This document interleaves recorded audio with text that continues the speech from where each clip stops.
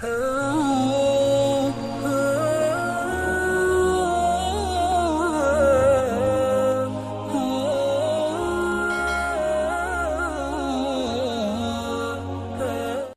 بچہ آیا نا اپنی ماں کے لیے لباس لینے کے لیے، اور پہلے وہ گیا اپنے چچا کے پاس، اس کی ماں بیوہ تھی اور اس کا لباس پھٹ گیا تھا، اور وہ اپنے چچا کے پاس گیا تو اس نے دتکار دیا۔ ماں نے اس کو روکا تھا بیٹا نہ جانا، لیکن اس نے کہا کہ تیرے بدن کے اوپر جو لباس ہے وہ بھی پھٹ گیا ہے اور جگہ جگہ سے جسم جھلک رہا ہے، تو میں اپنے چچا سے آپ کے لیے لباس لے کے آتا ہوں۔ پھر جو رویہ اس نے اختیار کیا تو واپس روتا ہوا آ رہا تھا، تو کسی نے راستے نے پوچھا کہ کیا ماجرا ہوا؟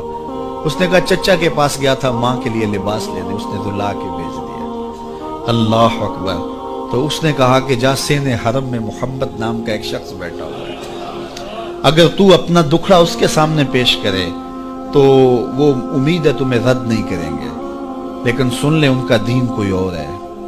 اللہ اکبر۔ اپنے ماں کے پاس آیا تو ماں کو کہا کہ چچا نے تو لا کے بھیج دیا، لیکن آپ کی حالت مجھ سے دیکھی نہیں جا رہی۔ بچہ ابھی شعور کی منزلوں میں قدم رکھ رہا تھا، پہلے بہت چھوٹا تھا، اب اس کے اندر ایک جذبات تھے بچے کے اندر۔ تو ماں نے کہا کہ بیٹا نہیں، ان کے پاس نہیں جانا، سنا ہے کہ جو ان سے ملے دین دھرم چھین لیتے ہیں اس کا۔ اللہ اکبر۔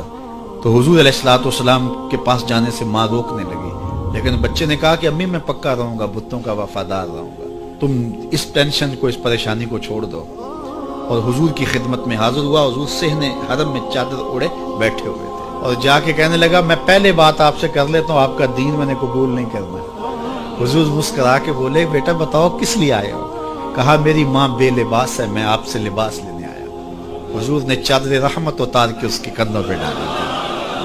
اللہ اکبر۔ وہ واپس آ گیا اور ماں پر حضور کی چادر اڑائی۔ اللہ اکبر۔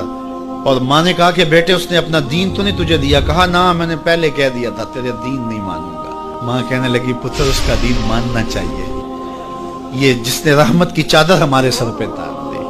اللہ اکبر۔ تیری تک کے ادامہ میں مرید ہو گئے۔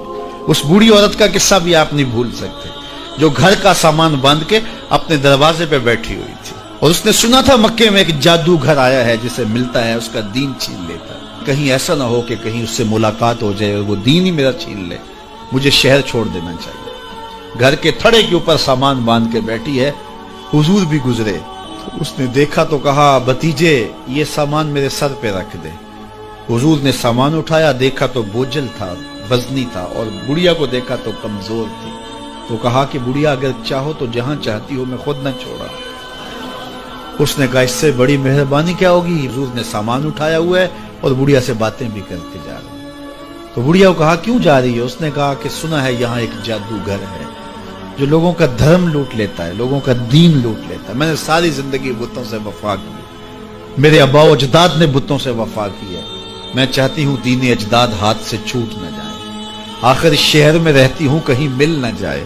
خیر حضور نے کچھ نہیں کہا، اس کا سامان نہیں پھینک دیا کہ ٹھیک ہے تم پھر جاؤ۔ سامان اس کا اٹھایا اور جہاں تک اس نے جانا تھا سامان پہنچایا، سامان سپرد کر کے واپس پلٹنے لگے۔ تو اس نے کہا بچے اپنا نام تو بتا دے، لوگ کہیں گے کہ مکہ چھوڑ آئی ہو تو بتاؤں گی ایک جادوگر کے دکھ سے چھوڑ آئی ہوں، تو وہ کتنا برا بھلا کہیں گے شہر مکہ کو کہ جس مکہ سے لوگ نقل مکانی کرنے پہ مجبور ہو گئے۔ تو میں انہیں یہ بھی بتاؤں گی کہ جس مکے میں جادوگر رہتا ہے اتنا اچھا نوجوان بھی رہتا ہے، تو تیرا نام لیا کروں گی، تیرے قصیدے پڑھا کروں گی۔ تو حضور علیہ السلام مسکرا پڑے، کہا بڑھیا جس جادوگر سے بھاگ کے آئی ہے وہ تیرے سامنے کھڑا ہے۔ اس نے کہا سچ سے آپ ہی محمد ہیں؟ حضور نے فرمایا نام میرا یہی ہے۔ تو اس نے کہا پھر آپ کا جادو میرے پہ چل گیا ہے۔ اللہ اکبر۔ تیری تک کے ادامہ میں مرید ہو گئی، لوگوں کی خدمت کریں، بوڑھوں کے کام آئیں، دکھیوں کے کام آئیں، مصیبت زدہ کے کام آئیں۔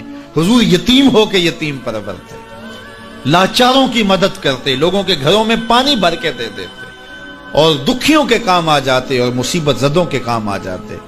تو حضور سے پیار کرنے والوں، امت میں آپس میں حسد نہ پھیلاؤ، بغض نہ کرو، نفرتوں کے پہاڑ کھڑے نہ کرو، ایک دوسرے سے پیار کرو، جڑو، امت وحدہ بنے، اور اپنے ماحول کو، اپنی معاشرت کو ایک خوبصورت معاشرت کا رنگ دو، اور اپنی زندگی کو حضور کے نام کر دو۔